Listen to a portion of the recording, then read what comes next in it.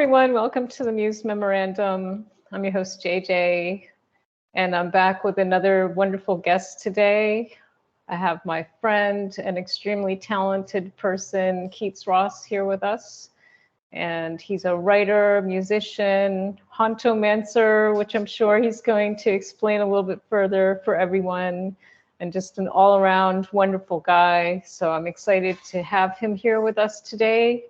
And I just want to say really quickly before we get started that I am really just overwhelmed with all the support and the encouragement and all of the wonderful suggestions and feedback and referrals of guests. So I want to thank everyone for being so supportive to keep the project going.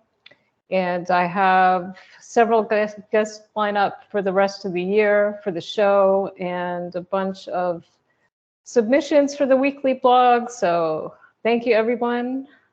I appreciate it. And without further ado, I'd like to bring on my friend Keats Ross. How are you today?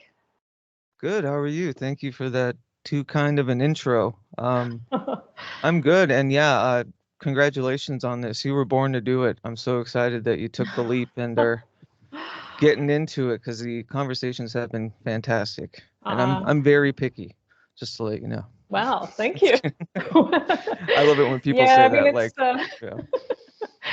it's a little, I'm keeping it lo-fi because I'm just not a tech wizard, but I'm trying to keep it fun and on like a conversation level. So I appreciate the feedback, and I'm thrilled to have you on today with me. You were so kind to have me on your show in October. Yeah. We're not wearing masks today or makeup Well, or whatever. So that's debatable. But, yeah, it's invisible. So yeah, that's pretty part and parcel to a lot of the stuff recently I've been messing with. But yeah, you have just been such a bright friend and such a wonderful creator yourself. And I think having you on the Pragmagick the stream, I'm still planning on editing and doing the podcast of our talk, and I thought this would be a good kind of pairing. oh um yeah, uh, absolutely. yeah, so yeah, you've just been such a light, and yeah, thank you for having me. Thank you. Likewise. So um, maybe if you could just start giving everybody a bit of like a background on yourself and how you got interested in all of everything you do, and any early inspirations you might have. I know that's like all over the place, but I'm sure you can pull it together. Yeah, no, I've always been first and foremost artistically minded. Um, Especially when it came to writing and stories. I think the only thing I've ever won in my life was like poetry contests when I was a kid, and not that that helped, motivate me in any way, but it's just kind of like uh, a fact of like that I was very interested in it and doing it quite a bit. Um, yeah, and then music has also been a part of it. I've put out probably close to 15 full-length records by now. I started recording and releasing music when I was 13, back when MP3.com was a thing. And Wow. yeah, it was the first venture where, I was, working with cassette tapes and 4-track recording, and then the advent of digital recording came around and the digital audio workstation and all of the possibilities, and it became more autonomous for me as a creator to play every instrument, to do everything. And then mp3.com had a thing where you could, upload the songs and then you could actually get CDs printed. So I was passing out these CDs under monikers and what I term like heteronyms, which is a literary device for a dramatis personae or whatever. That started as Dakota Slim, and I would sneak these CDs to friends and be like, "Hey, you've got to listen to this. This guy's odd," and they all knew it was me.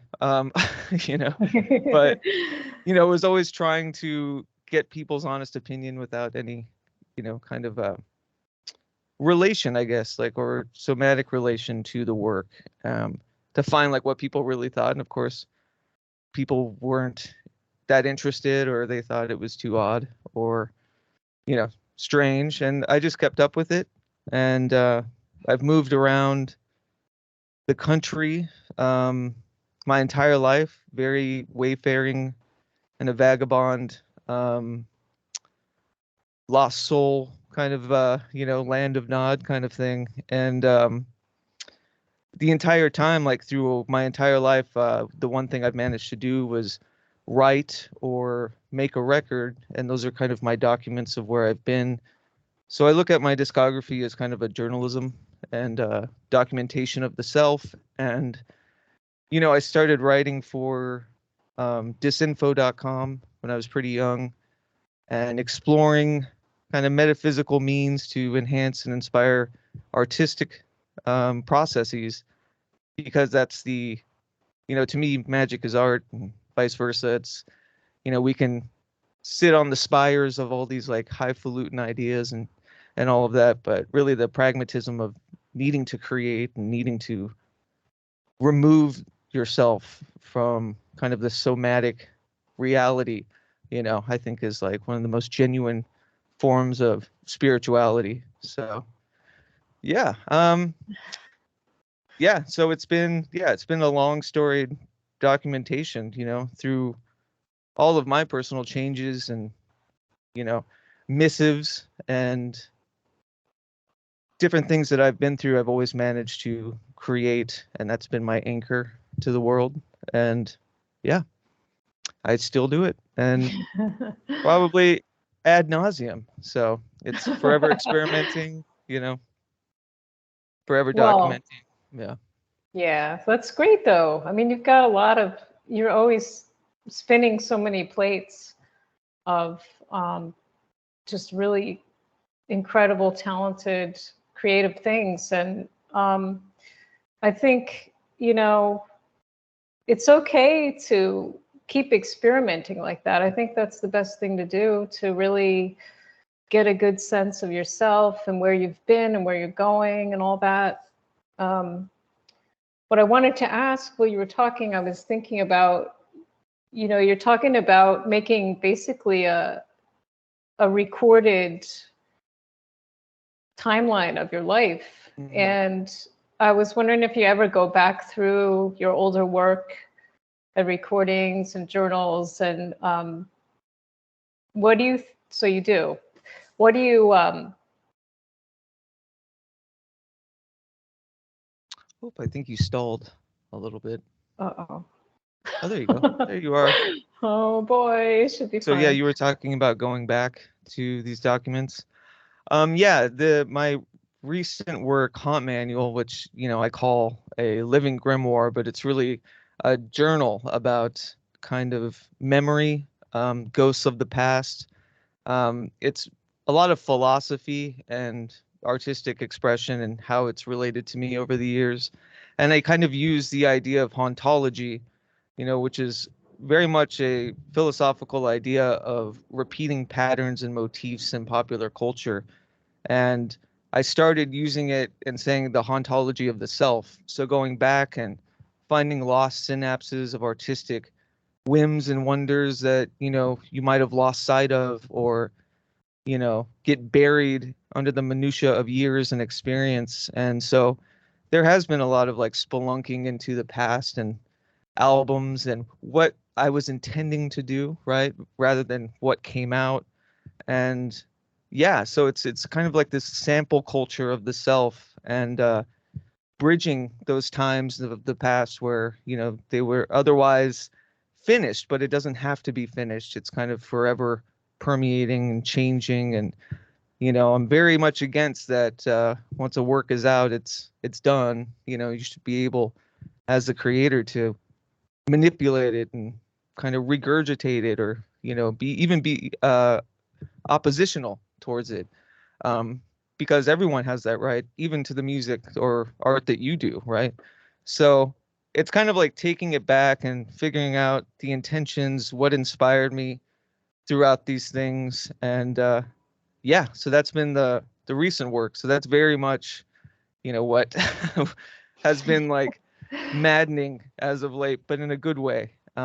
Because it really does, in and of itself, when you do that, you work through traumas and you work through kind of memories and the ghosts of the past and how they inform the future, and these reoccurring motifs and struggles that you're otherwise not aware of unless you're really looking into it, So Exactly. yeah, so in a way it's been this great mental health exercise to not only create an experiment utilizing some of the old to make something new, but also, to kind of journey inward and forgive myself or work with things that are haunting that I can't name, So yeah. So what has been maybe the biggest pattern that you've noticed about going back through these things? Are there a couple of um, examples where you feel like you've made big strides and have been able to heal things up, that kind of thing? Yeah, so the first working I did, um, it came from a place of desperation. I think as artists, we go through these ebbs and flows where things come in like a mad rush, and then there's these dry spells where like nothing seems inspirational or everything kind of seems like this unforgivable, relenting desert, that you're just Hmm. trudging through, trying to find water for something inspirational. So I was in a weird space when I started Haunt Manual because of that. And it was really like a gamble with understanding my mental health and my mental disfluencies and why these spells happen. And then also realizing like, wow, 2017 as like a vector of self was a very bountiful year for me. Um, it's pretty much led the path working of which I'm on. So I started, going back to that year and digging up journals, working with instruments even that I had back then and doing these kind of improvised things to allow like synapses to return, without much foresight. And I unearthed a lot of like, you know, forgotten pieces of artwork or ideas that were there. But it also, funny enough, I I don't know, this is one of the synchronous parts of it, but it threw me back literally to where I was when I was 2017. Like before I did the ritual or, the audiomancy process or whatever I call it. It's really just like there's a fun lexicon for all of this, but it's really just a, you know, artistic expression. Right. But before I did that, I had no idea that, soon after I was thrusted literally back to the city I was in, working with the company that I had worked with back then, Wow. staying at the house where I met Mary, or like we started our relationship. And it brought up a lot of, how do I put it? Like there was a lot of bad with it too, There was Mm. you forget like with rose-colored glasses, like, oh, 2017 was, such a beautiful year, and it was a bounty. It's like when I started the podcast, the relationship, my dog, um, an album that, I consider kind of the real debut after years and years and years of putting out records. And when I was thrust back there, like it gave me this ability to remember that it was a tower card, or it was a destructive part too. With all of that Mhm. creation came a lot of dissemination and destruction of the past before it. And, of course I forget all of that stuff or, maybe as, memory can be a defense mechanism. You Right. remember the beautiful stuff because the rough stuff doesn't treat you well pragmatically, It's not so appealing, right? Yeah.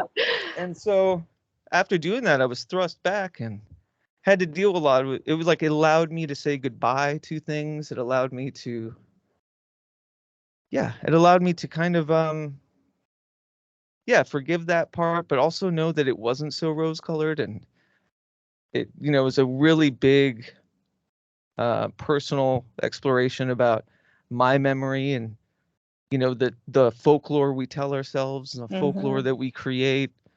And, when I came back, I was like, okay, that was fun. Let's not do it like this again. So, exactly.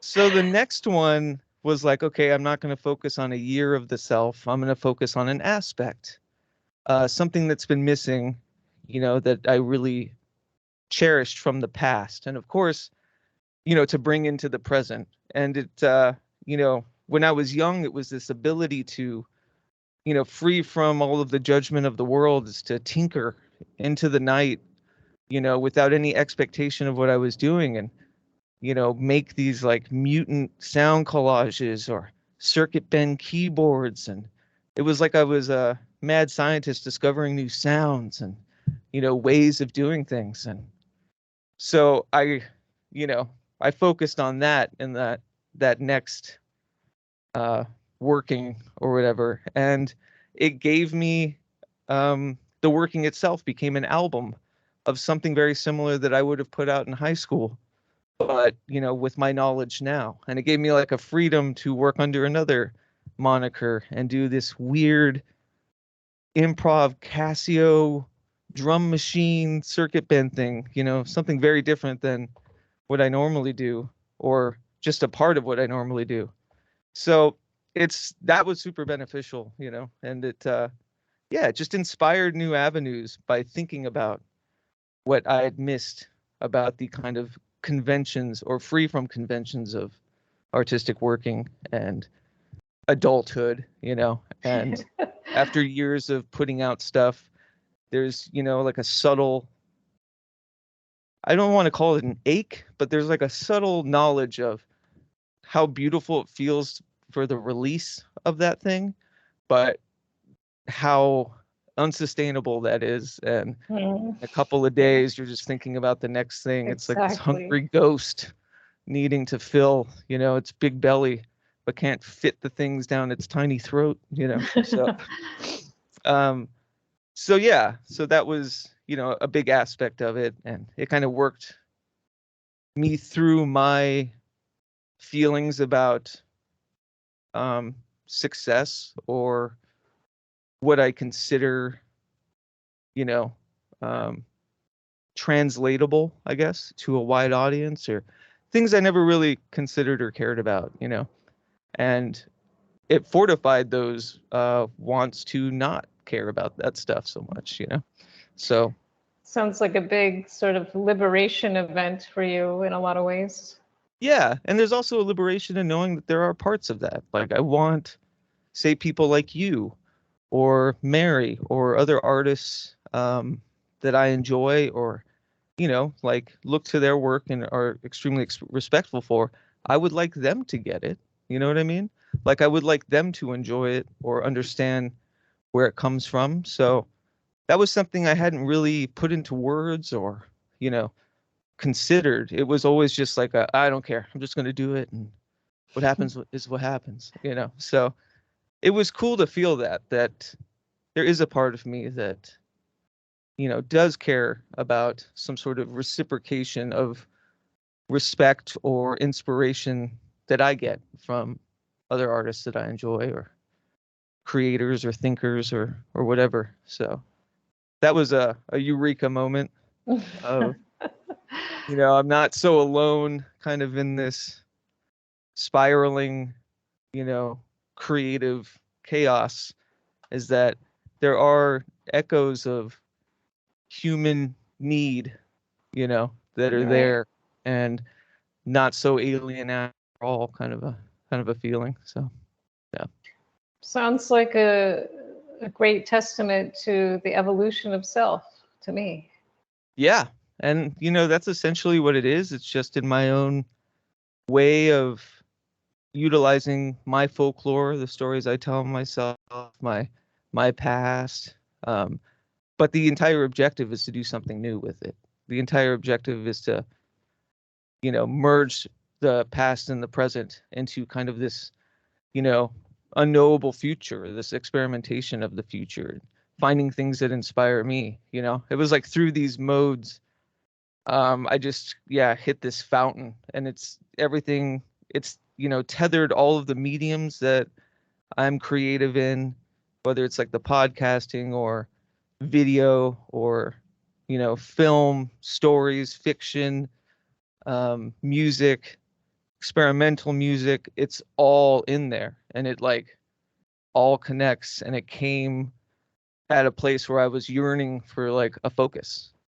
So yeah, it's coming to an end for the first volume of the Haunt Manual. I just tomorrow I'm going to publicly, through the podcast, release the third working that kind of ties the last two together, but also focuses more towards the future and has fun with a gematria, and also utilizing a spirit box to kind of, Oh, wow. the hypothesis is like I'm talking to a future self. Oh, I love it. Yeah. Great. Yeah. It gets really trippy, but what anchors me with all of that is that, isn't it fun? Isn't it just such a joy to like, it just like helps, like all of these crazy, big ideas, like they're all just like things to help me kind of relate to bigger questions, and like, what is the self and death, and the idea of permanence, or is, the absolute, is there any such thing? Probably not, So yeah, they're all just they're pragmatic in the sense that they are creative workings that I can share to people, make as albums, which I had for the last two. And it it's listenable. People, I hope, can read it. It's, doesn't get too in the weeds. There's a lot of, I do get referential, there's footnotes, so Wow. it's really a journal and a document about my processes to utilize the past to enhance the present, portend the future, kind of a thing. And yeah, the manual part is that it's not like follow these instructions and you can too. The manual is me, like, this is my anarchic praxis. You can build one too, in a way. So Yeah. yeah. So yeah, I know, Awesome. like, it sounds wooey and everything, but it's really not. Well, it doesn't to me. It might to some Yeah, people, but no, not to yeah. me.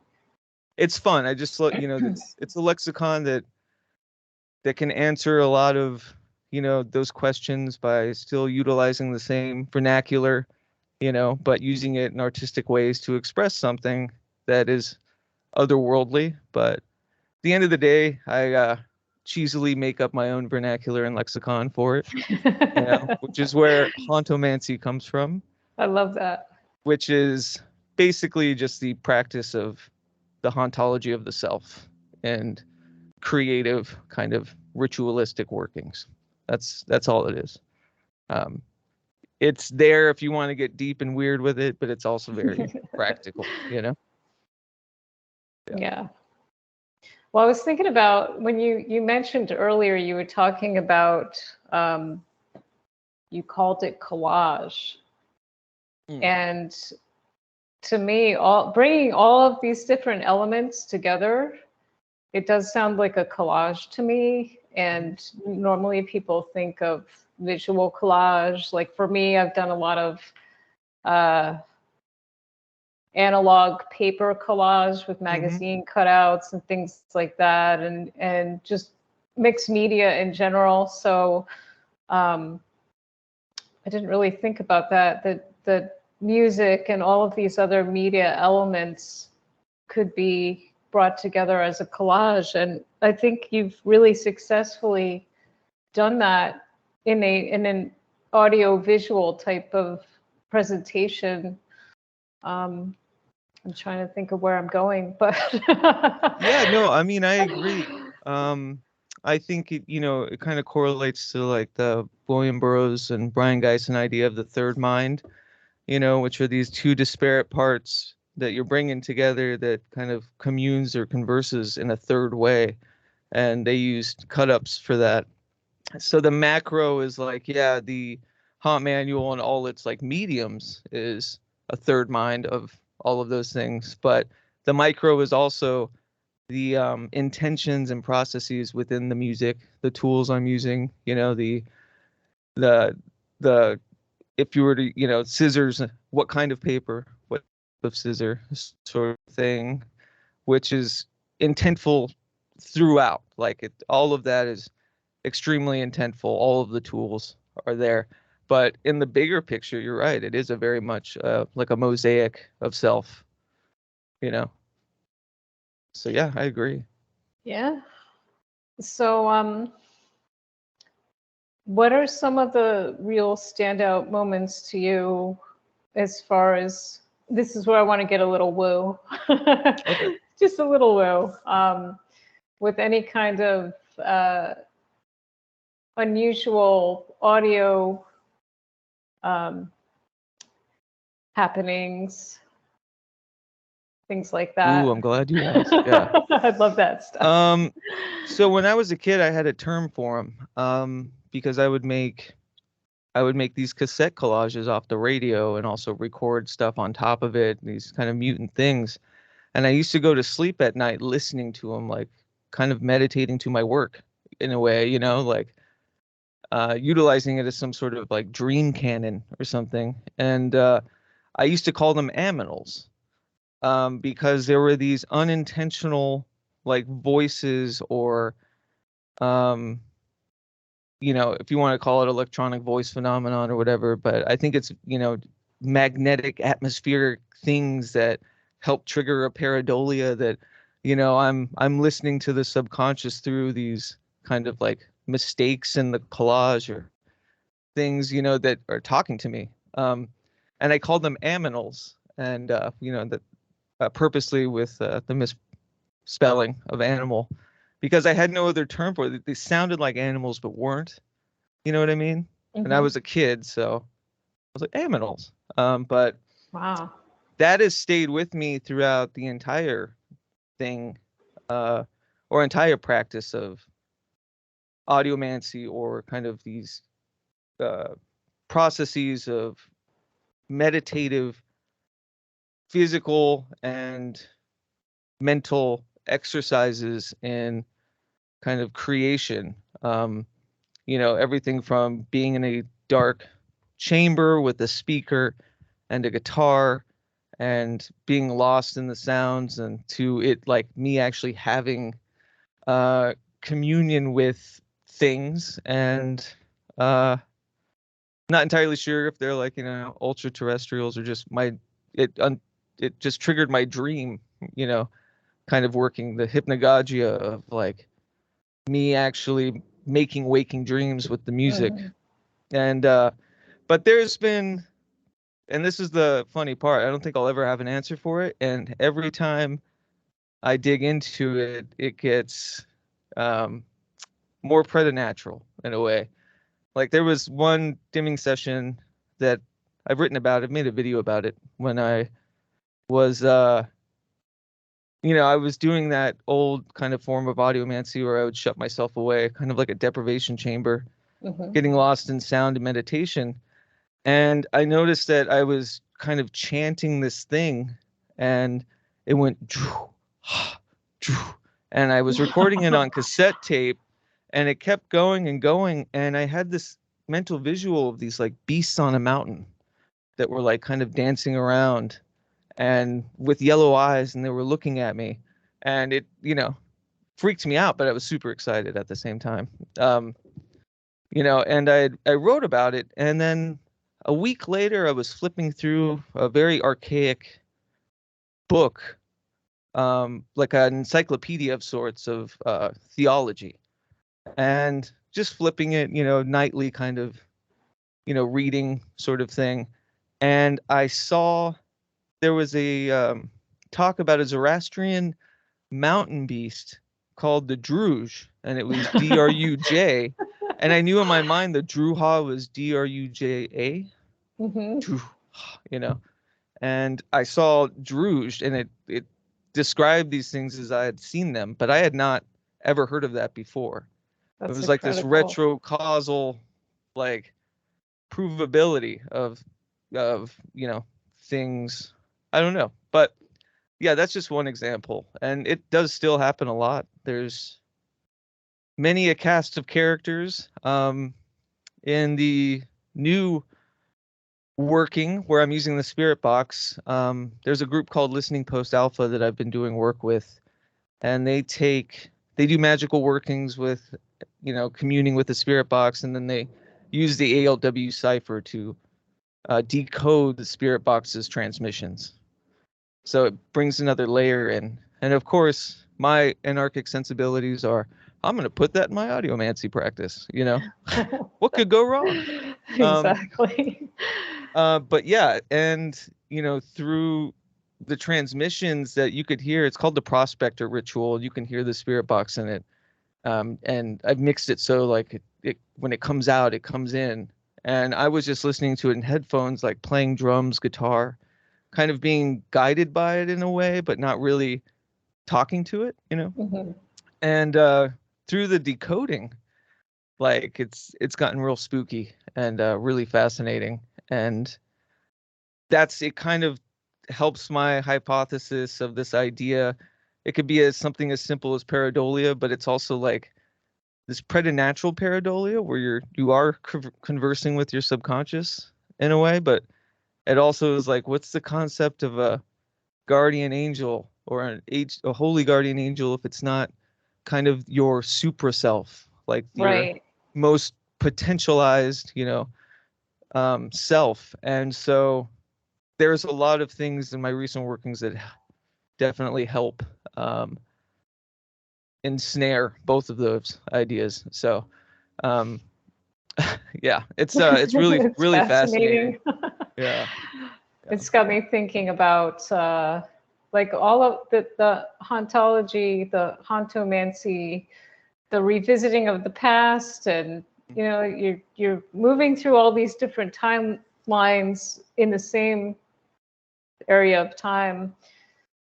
It just makes me think of how things might be um, constantly overlapping for us and interdimensional in that sense, and Mm-hmm. um, how it might be that our consciousness is giving us these feedback loops via these other beings, Yeah. angels, demons, whatever it Tricksters. is. Yeah.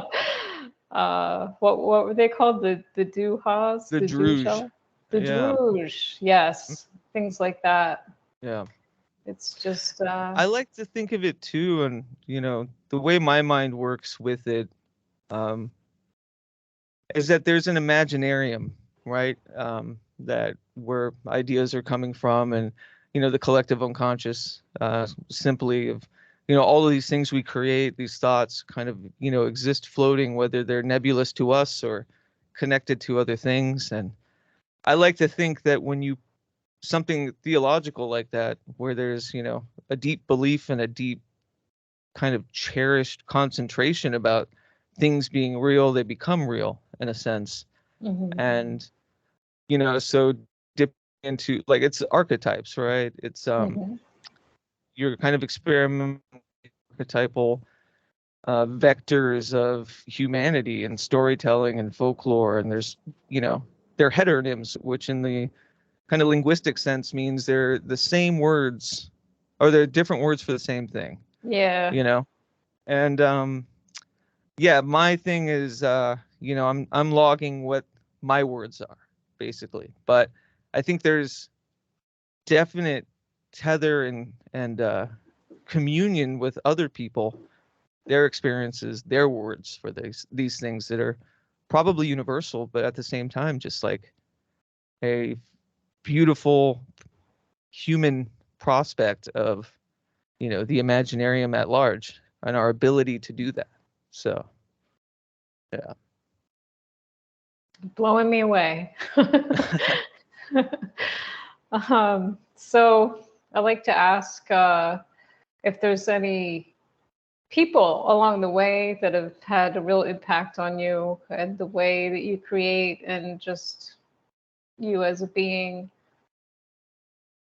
Yeah. It's funny. I took a long walk yesterday. I had hurt my back recently, and I've been trying to get back to my ambulatory kind of meditations. And I was thinking that maybe after all these years, maybe it's time for a teacher of sorts. Maybe it's time to kind of listen intentfully to folks that are, I don't know how to explain it, because the way I'm illustrating it is that my entire life there's been kind of no masters, no mentors, really. There's I've been inspired, and definitely subconsciously, like, um, spiked by works of art and creation, and I've worked with a lot of people that I respect and talk to, that I guess I could consider, definite influences on me. Mm-hmm. But I've never kind of thought of it in the sense that when someone's like, list your influences, like it's such a patchworking of so many things, both like known or people that I know and people that I've never met before.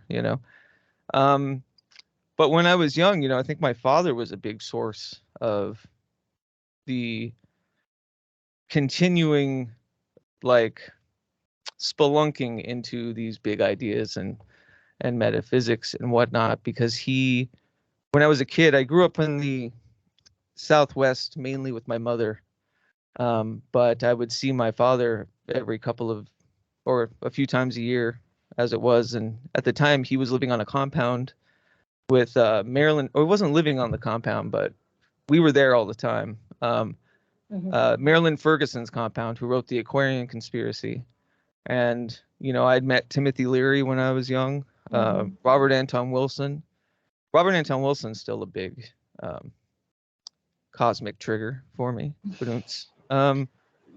But, so like, and these abilities, like there was always this openness, and it was such a contradiction to my desert upbringing, which was, you know, it's kind of like pseudo dogmatic, sometimes abusive, Mm-hmm. um, not a place where I could have these thoughts or these conversations. Um, because I was that kid that was always asking about that, you know, what is Mm-hmm. God? Like, what do you mean? What's hell? Yeah. Later, I'd find out that these are all kind of like signs and symptoms of a mental diagnosis that I wouldn't be diagnosed with properly until later in my 20s. And I think back then a lot of the reason why maybe I was kind of so aloof, or I didn't have like a hero worship, um, or mentorship, was kind of maybe part and parcel to that. But I think a lot of it was I was just a sponge for so many things. I mean, like musically, a huge inspiration, my young self, was what went on up here in the Pacific Northwest, specifically like Kill Rock Stars and this whole DIY punk ethos of K Records, and you know, um, yeah, just do it yourself, reckless abandon. Mm-hmm. That kind of bled into. I mean, my love of comic books forever has been a big source of playing with these metaphysical ideas, and works by like Peter Milligan and Grant Morrison and Alan Moore when I was young. Mm-hmm. Um, and then yeah, they all kind of crossbred. And I think it was when I got the Book of Lies, which was a Disinfo book, which was a company that Richard Metzger started. It was like a media company that really cherished outsiderdom and would talk about all these things while like promoting these, fantastic, crazy ideas. I think the biggest, probably the most famous thing Disinfo ever did was that Grant Morrison um, lecture he did. It's all over the internet. That was at a DisinfoCon where, he comes out and he's like blasted to the moon and yells, "Magic is real." And of course, like that had the punk rock ethos, and it had the deep kind of religiosity, or like the anti-religiosity, but also like the ponderance of these big things. And then, psychic TV came in to the way, and Genesis Peorage, but also like Tom Waits and Nick Cave, and and I just saw like the tethers through all of these things, were pretty glaring to me. So yeah, there's a huge, I mean, yeah, books and literature. I mean, the Beat Generation when I was a kid was like the holy grail of writing. Like, you can write like this? These sentences are so long, like, what is he talking about? Run-ons for days. Because that was my mind too. I remember my Yeah. earliest writings were very like stream of consciousness, lax with like punctuation. Hubert Selby Jr. was a big one. His book, Waiting Period, on his keyboard, he was missing the apostrophe. So there's a forward slash every time there should be an apostrophe. And it makes you subconsciously think that it's meaning singular or plural. You know what I mean? Like, meaning both. And like, right. that broke open my mind of, how he was insistent of keeping that. Like, it doesn't need to be edited. It doesn't need to be fixed. This is part and parcel to the art, or to how it's translated in a way. And so, yeah, there's a huge pantheon of things that, I still consider very, very influential in my childhood, still to now. I think there's very few things that I cringe at, that I enjoyed when I was young, but. Well, that's a beautiful thing that you can embrace those things, and other people just completely try to separate themselves from. Yeah. They try to just divorce themselves from anything that they find that is like, embarrassing or whatever. Mm-hmm. But really, it's just all part of the big picture of what we become. I mean, literally everyone I just mentioned works in like all the mediums. Everyone I just mentioned is a writer, a musician, an actor, in like Tom Waits' case, or Nick Cave's case. Crispin Glover, who's a big inspiration for me. Yeah, I love him so much. Yeah, he was huge in my youth, and I still rather enjoy him. But he's one of those people where I remember when I was a kid in like the early 2000s, and finding crispinhellionglover.com, and it's like, he made an album and he's written these books. One of the books is a cut up, another is like a narrative, and these are all people that are like tapping into this rich registry of different ways to commune with the same ideas. And like, the people I look to are the ones that do it all. They're not kind of just directioned in, some sort of fashion, or trying to even perfect one sort of like language. They're going through whatever motivates them to, express something within them. So yeah, that's the one thing I think everyone that inspires me shares, is that they are multifaceted. And yeah.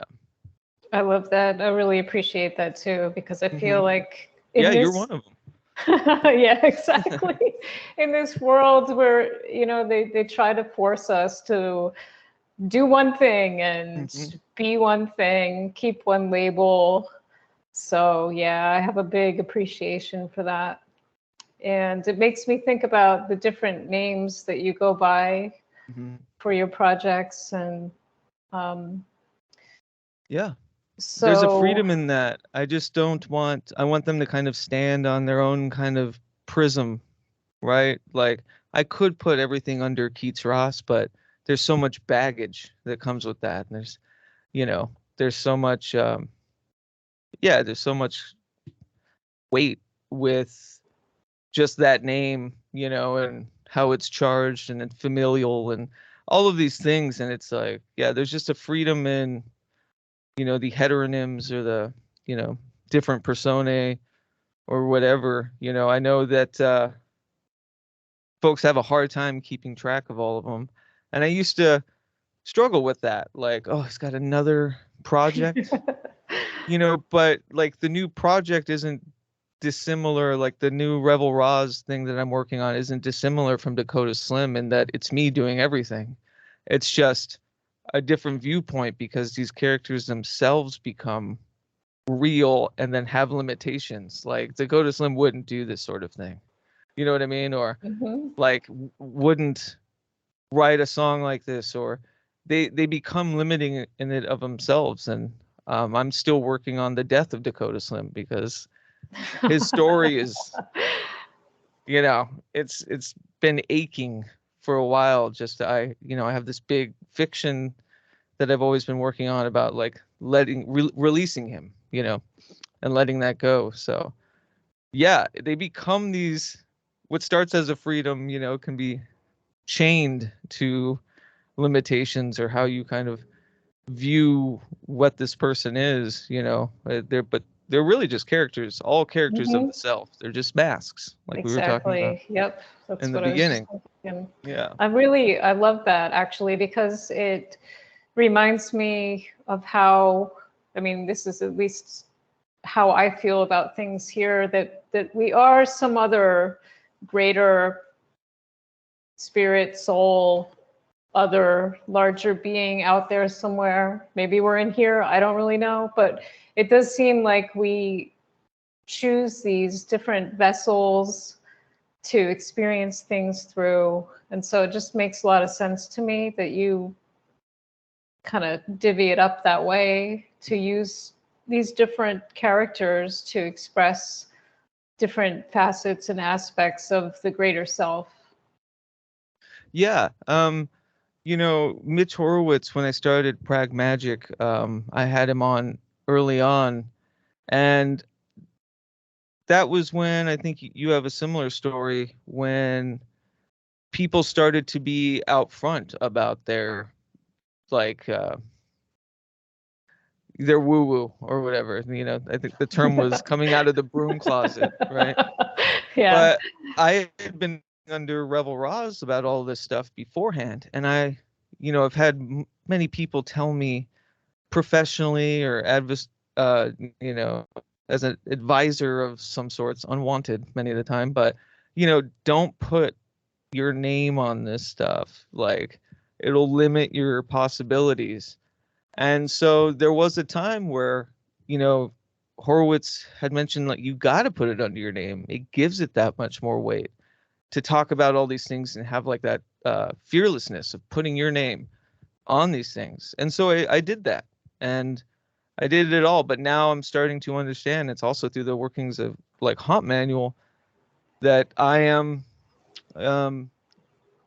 coming back to, there's a way to do both. There's a way to like, kind of merge it all. And it's just about discernment and getting close with that. So, yeah. I lost you for a minute there. Oh, yeah, no worries. We had a little blackout, but it came back. Yes. So what I was thinking about was the live performance. I'm switching gears a little bit here. Yeah.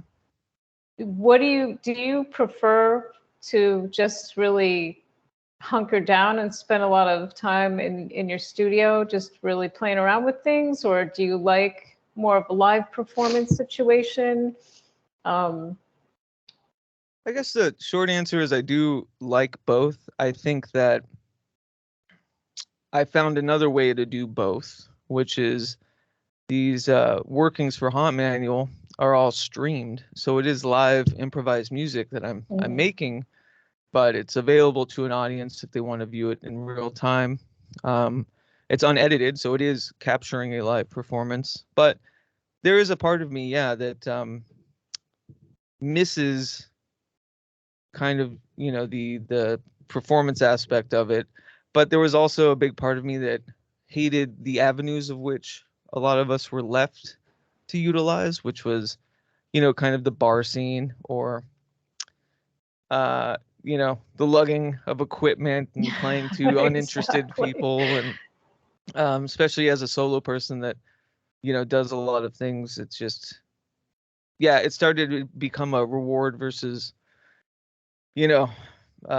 function thing. But I'm getting back to it now because doing these improvised workings live and streamed, where I'm also manipulating the video aspect of it. So it's another way to do everything in a sense, or work with everything.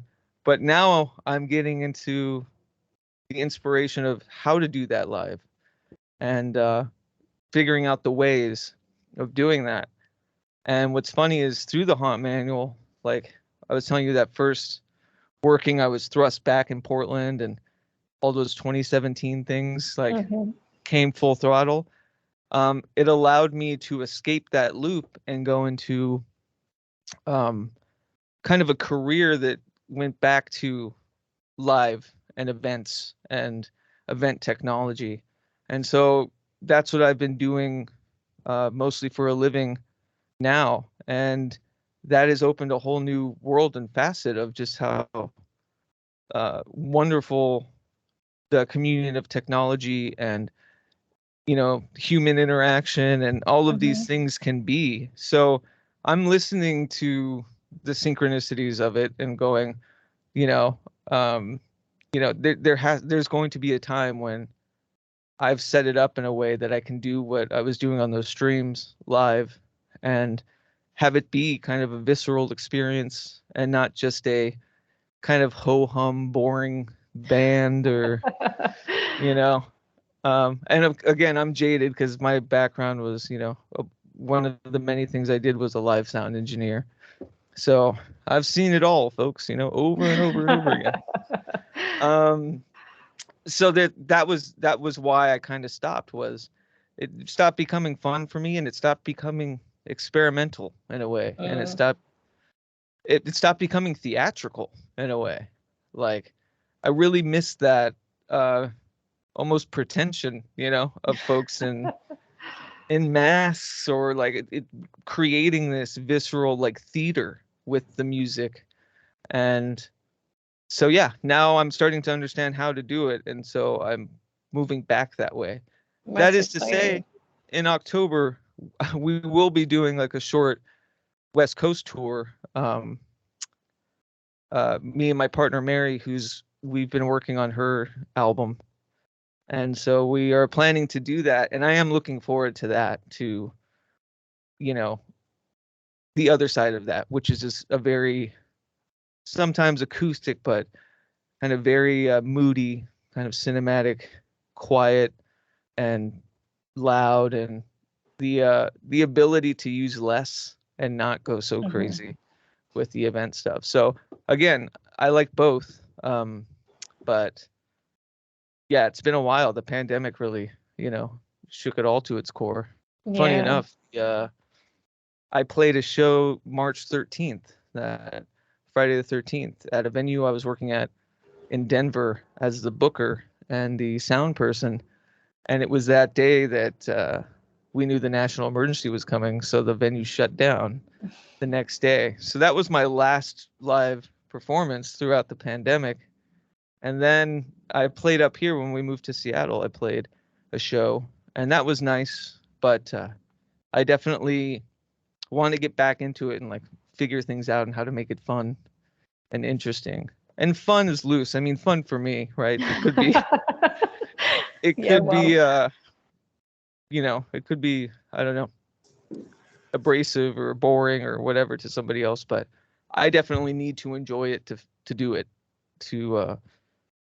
Yeah, I think well, that's. it's good to have that live in-person interaction with people too. I'm sure that it has a totally different quality in feeling than just even just the live streams. I mean, even though they are live and people are interacting in real time, I feel like the energy must be different still. It is. It's extremely different. The pros of that though are there's more freedom for me not being on stage, right?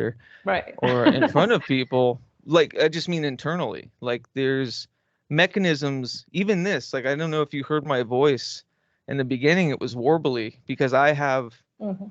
interpersonal, like, mental disfluency things, or social awkwardness or nervousness, I have them and so too. the ability to, not have that in this space and to do it live, you know, has been really nice, but at the same time, yeah, it's absolutely missing like a connective tissue of people in just in the room, like an electricity of it, or you know what I mean? You can get too comfortable maybe, and it allows for, yeah, just the other souls that are in the room to Right. kind of help feed into it. So yeah, I agree that that is definitely something that has been missing.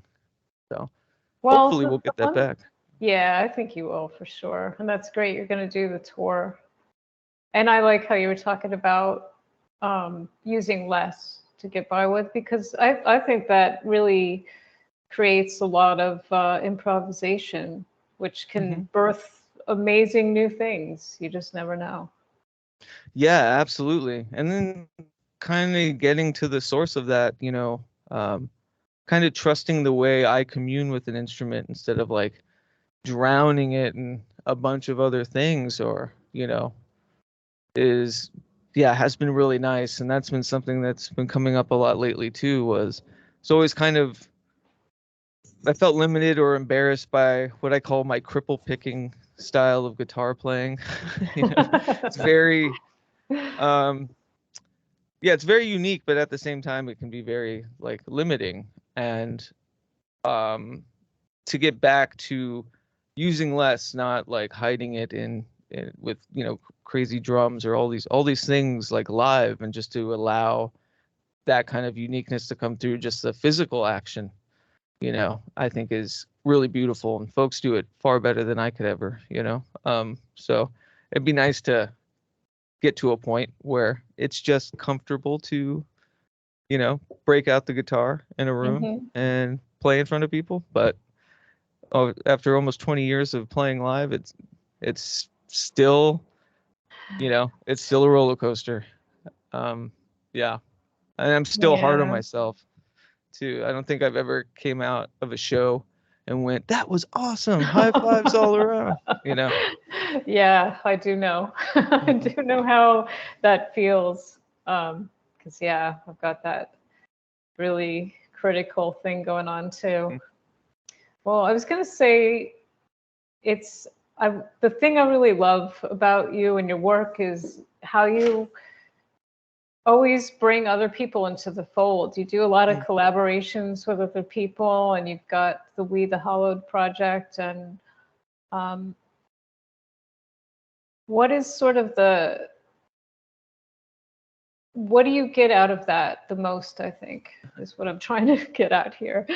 Um, yeah, this could kind of cycle back to about inspirations, but Eric J. Millar, who Hmm. has been kind of my like visual art partner in all things We the Hollowed and Pragmagick and all of that.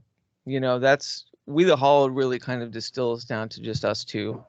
Um, we've tried, you know, everything. The one thing that's always been about We the Hollowed is that it is like an open source kind of artistic collective. You know, you come in, you can leave whenever. There's no, initiatory rite or some kind of thing. It's like if you're in a place where you think that we could be of service to utilize the tools that we have, which is the blog or the publishing or the digital distribution of music or whatever it is, and you enjoy communing with us in that way, then we're here for it. We want that, but there's never been like a recruitment or kind of people have come and gone like throughout since the beginning. And it started with a monthly salon, like a live variety show that I did in Portland, where I would do interviews live, and then there would be music, live drawing, all of that. So it comes from a very physical space and a very like community driven thing. Hmm. And then just through all of my, trials or travels, even like it bridged more into this spot where we're working with Scottish artists or working with Australian ones, or it became more of an international thing, and it became tethered to the internet. And yeah, what we always come back down to, though, is that it's really a funnel of like, we're always trying to find what I call the tethers, which are like these constants between all of these disparate works of art that we celebrate and enjoy and share. There's no like real aesthetic. There's no one mode of thinking. It's just that essentially the folks that have, worked with We the Hollowed, or what we do with We the Hollowed, has been the connective tissue, has been, kind of metaphysically minded artistic process. And you could fill in the blank with anything when it comes to that. Yeah, exactly. And it's been, it's been an experiment. It's been a successful one. It's been, it's had dry spells where it's been hard for me to weather expectations, or, keep up with the blog. I'm like a de facto editor of this blog, and, we're putting out books. And so there's a lot of jobs and a lot of hats with it. So me and Eric, or Eric and I, right now are really excited about just getting back down to brass tacks and having it funnel as a medium for all the things that we do disparately, but also kind of our connective things together too, and then allowing folks that, want to participate too. But I think Haunt Manual itself, when it's printed and it'll be released through We the Hollowed Press, will be a kind of backdoor of like the tenets of We the Hollowed. I think it contains within it kind of the oeuvre of what we try to do, as a community, as an open source community, as a partnership, as a solo artist. So yeah, it's been super bright and brilliant, and we've, I think the most stuff that I'm proud of are Eric's stuff. He's a huge inspiration to me. He's made these anarchic oracular devices, very like punk rock, kind of anti-tarot, bibliomantic, very cool kind of things. Yeah. But I'm sorry, the glare.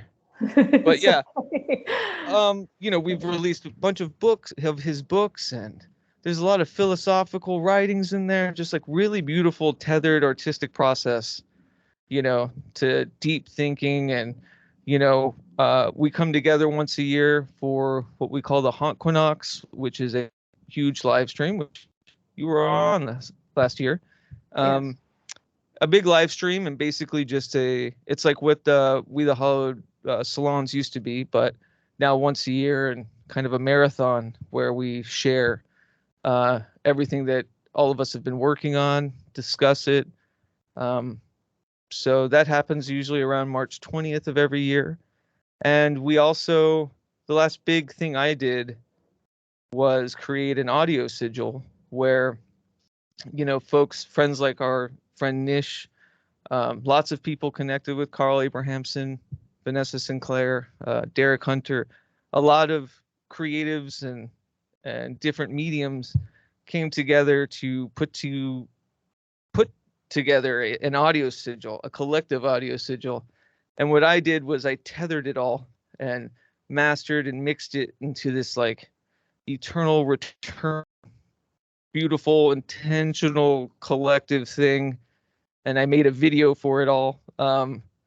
Every track having a different video or motif that cycles in. So it was this big intentional working that we all came together to do. So that's what I focus more about. We the Hollowed is like these bursts, these yearly bursts of these big collective works. And then there's me and Eric just releasing, whatever we fancy, but also like getting back to printed press and getting back to, material media, and print media is something we're really big into. We've done a zine that was print media, a big one. Now it's on Amazon. Doesn't hit as hard, right? everyone can get Eric's stuff. Eric J. Millar, all of the We the Hollow books are on Amazon, so they're affordable. Anyone can get them. But we also do like, short runs of really rare hardbacks and beautiful artist uh, editions. And so, yeah, it's become this vehicle for communion with other artists, but at the same time, it's been, this, this like way to share in tethers, but also, celebrate the individualistic and disparate parts of, all of us. So yeah, that's been a great aspect of my life, because it's given me a vehicle to really connect with other artists and musicians from all over the world and writers and all sorts of stuff. So Yeah, well, it's I can also, see. oh, sorry, I was just going to say it also hosts the Pragmagick podcast. So that's part of it. Yeah, podcast was birthed from those live salons of me interviewing people, and now it's like, it's hosted under We the Hollowed, but it's called Pragmagick, but it's all connected, So Well, I can see where you I think it's funny because before you mentioned how you weren't really thinking about other people in your process, and yet you have this dichotomy of well, in my personal praxis, but yeah, I guess the overall like process of what I do artistically does correlate to other people or being of service almost to other people's art. But when it comes to my own, stuff, Eric is the one that I go to for visual things and visual art, or sometimes I'll just do it all. But yeah, it's never somebody, or it's rarely somebody comes into the actual like artwork that I'm doing and, is part of the process. But you're right, like it is still connected, like the macro of the entire thing is right, connected with other. the big collective, Yeah. and probably whatever kind of conscious or subconscious influences and energies that flow into that. Yeah. I think it just became, what's the Groucho Marx? Like, wouldn't trust anyone that would have me, or any club that would have me for a member. That was kind of the basis for it, was that we were all, or I was, such an outsider artist, or I felt outside, that it helped, me build a community of other kind of outsider artists and things to, you know, uh, work together with, but also really just share everybody's disparate kind of individualistic arts. But it very much is of that. That was the kernel that started it, was that, well, if no one's going to have me, I'll make my own, It's the kind of a island of the thing. misfits concept. Yeah. Yeah, for sure. I love that so much. Yeah. It's a beautiful thing. Yeah. It's been interesting. I'm forever trying to find how to tend to everything. So, Yeah. everything comes in like these big, bright spurts and punches and kicks. And then, I'll be tinkering away at something, and there'll be a little bit of a dry spell publicly, but everything's being kind of tended to, or trying to figure out how to orchestrate, almost like a composer, like all of these different facets, Mhm. So, Do you, yeah. do you feel like you put a lot of pressure on yourself to get these things done? I do. Yeah. I've been better about it recently. The podcast is the one that has taken kind of the most hit, because my focus has just been so strongly with Haunt Manual and these other workings. And, I had made the podcast become something more than just a interview thing. It became kind of an audio, it was always supposed to be like an audio grimoire of my stuff and stuff that I'm interested in, but it became this like audio chasm of experimentation and experimental, and then every episode took a lot of editing, and it's very, there's a lot of sinews in it, and so the process of itself became so big that I've had to be nice to myself about when I'm able to release another episode, or when I'm able to, publicly put that out. And it's just one of those things I always try to say that, I haven't gone anywhere. If you just listen to the podcast, unfortunately, through this big project that I'm doing, you're going to hear from me less. But if you go here, you'll hear from me more. So I'm always hard of myself.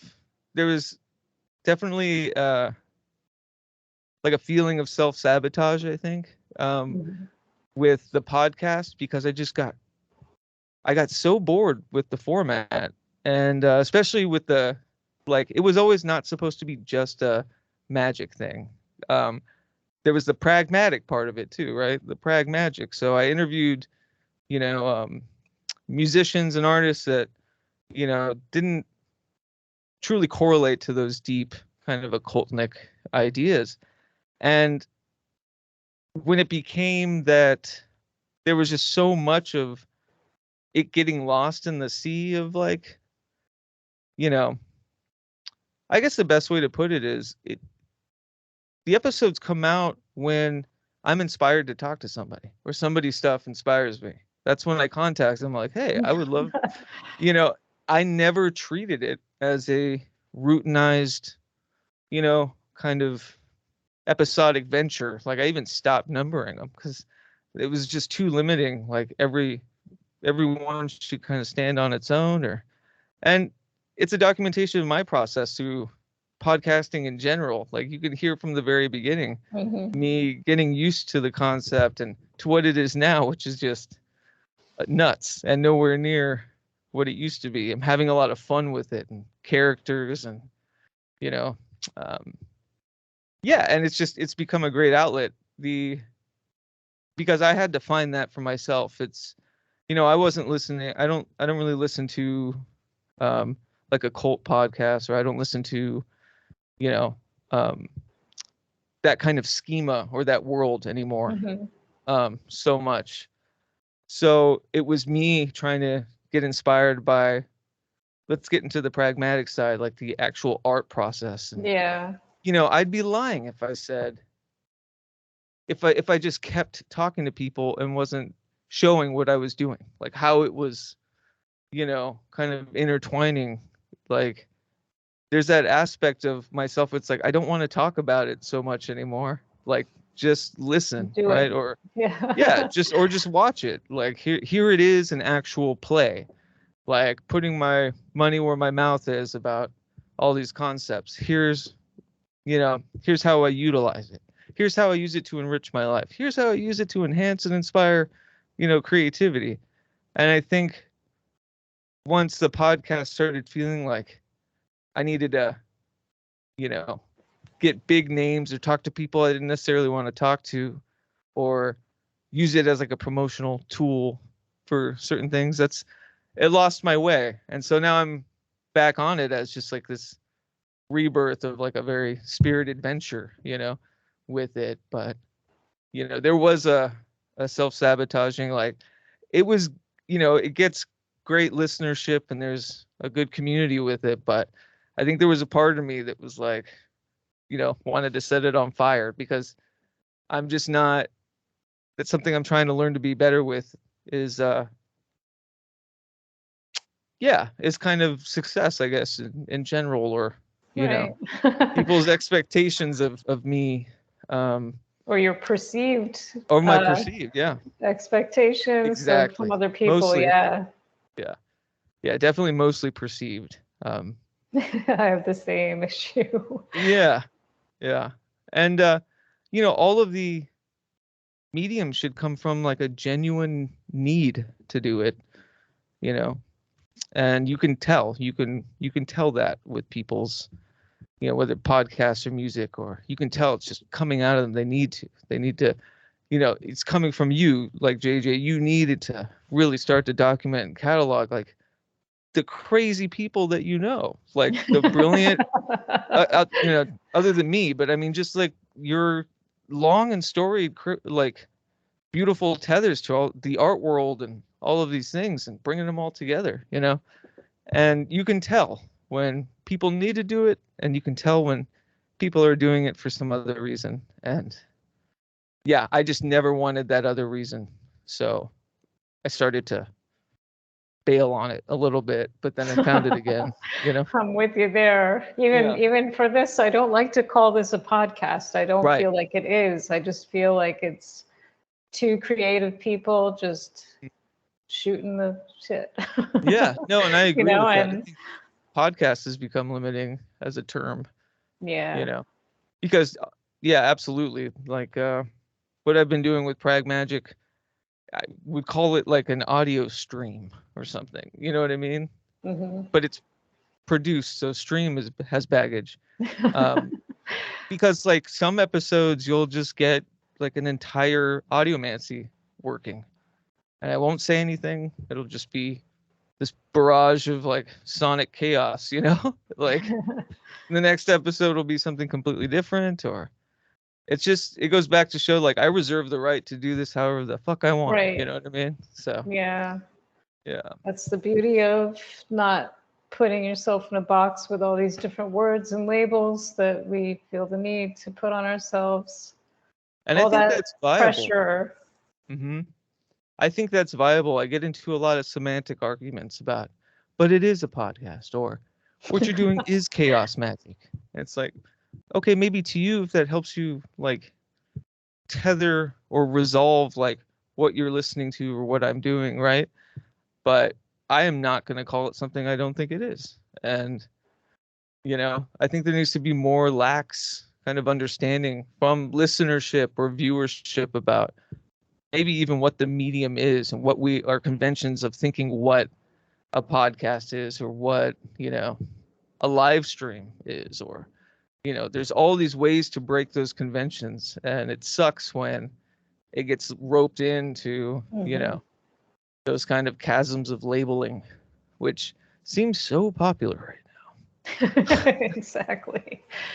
Yeah, and I noticed, well, even for myself, I felt like trying to, I wanted to have some kind of template. I wanted this to be about art. And then I had to ask myself, well, what are the confines of art? Like, what right are, there's just so many different kinds of art. So how do I just put a boundary up? Where is the end to the beginning now. of Hmm. the subject matter and the topics and all that? So it's getting me to think too, even as a artist and creative people. And I feel like I have an open mind. It's opening my mind even further just to have different people contacting me that aren't necessarily the stereotypical artist, whether that Hmm. be a visual artist, a musician, a writer. Hmm. That's why I ended up putting creative, because I feel like the lines bleed and it's not great to put a label on everything. Yeah, and I think it's not great to limit, the craft really to just the mediums of which are like long storied, like music or writing. I think how a person lives their life is an art form, and I think Exactly. is a magic in and of itself. As an archaic sort of kind of experience, with the other is, it doesn't, it can be as big as that. It can be as small as, how somebody organizes their day. Like I used to call it a divergent magic. It's kind of a neurodivergent like idea to be pragmatic about stuff is, to kind of think of the ritual of a day and, tending to it, and there's, offerings of health with, vitamins, or, exercise. There's, offerings to, it's really just kind of treating yourself like a temple in a way. And I think people are so creative in those aspects that they slip through the cracks because, they don't have a website, or, they don't have a, showing at a gallery or playing a live show or something. I think there's too many limiting factors about what is, art, and what we consider successful art, and what we consider, you know, someone as a true artist, which, I have my own definition about that. Everybody should, but at the same time, everybody should know that that doesn't mean someone's not an artist, or, how they conceive of art. Or yeah, it's that's kind of the most beautiful, simplistic, like, outline for, this venture ever, is just, how do I conceive of art? And all the people talk and, feed into that journey for you, and your art and all the stuff that you do. So if it's breaking open the head, then you're doing it right. Like, if it's shocking, and if it's also, showing you more bounds outside of the confines, then, like, you're doing the work, you're doing the good work, right? So yeah. Yes. So Yeah. we're rounding out here in the time, but I just wanted to get your thoughts on, like, anybody who's kind of young and starting out in their craft. Do you have any advice to anybody? It's kind of a tough question. I know this. I think this is more kind of something that I've been noticing, friends of mine that are at that age, that are young, um, or maybe kind of a treatise on, like, pop culture as we know it, or like what life is like right now. And my big thing is to say, take risks, fail, get out of the computer, you know, um, get back into, like, the somatic, put yourself in places and not have an itinerary, put yourself in strange places and not, have a destination. Um, I think we're in a culture now where it's so easy to be rewarded, but it's also easy to uh, kind of just live in this digital ether, and, like, having that immediate kind of gratification of communion and reward. And I can definitely see it going too much in that direction. Mm-hmm. And it should be a tool. It shouldn't be the praxis itself. You know what I mean? It should be a tool to commune. It shouldn't be considered the only way of communion with Right. other people and other beingness and lives. I mean, again, with the labels, like, it's so easy to find, these, I hate to use the term echo chambers, but I mean it quite literally, like, Mm-hmm. these places, because of identifying and trying to put a label on how you feel, and, trying to find the others, become super simple because it's all cataloged and filed now, on the other net. um, but, like, I would say, yeah, it's keeping you, from truly, like, finding a disparate path, or an archaic and original kind of way, if you're shielding yourself from people you wouldn't normally, you know, be around. Gone are the days where, you know, you'd go to the neighborhood bar because it was there, and you'd talk to people that, weren't in a subculture, because you were just communing with the mailman, or the, like, Mm-hmm. just the people living Exactly. their lives. And, I think that would be my big thing. And, I do mean, almost like, I'm thinking of a few people I know, and you're never going to be ready. Like, if you don't want to make mistakes, and you're waiting to the day where you can corner it all up and then leap, it's already passed you by. Like, it's leaving. It's forever leaving. So I would say, yeah, be okay to fail, and document the failure, because I think that's another aspect that's missing with a lot of artists, and in this culture right now, is everyone, the hustle culture, and how successful they are, and what they're getting in rewards. And,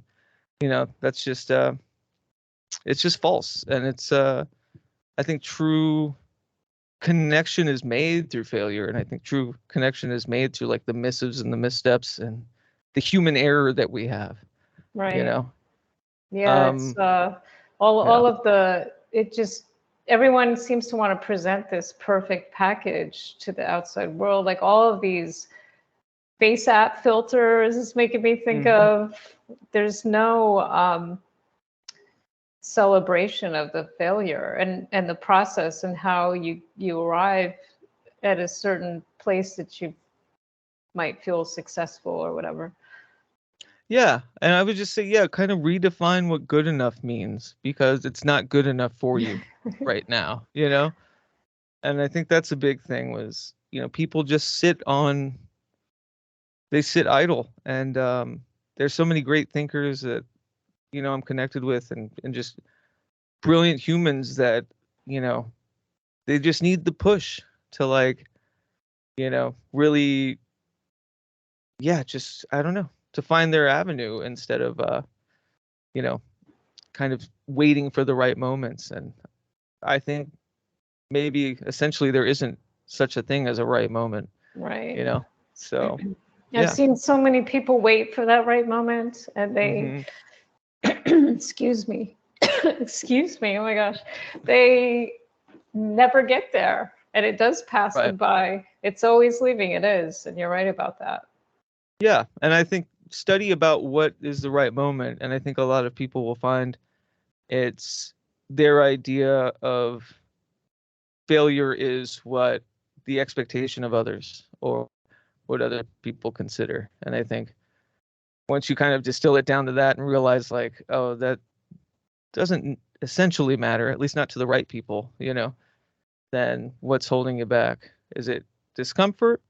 Well, aging is discomfort, We are decaying meat suits, you better That's get it in, right.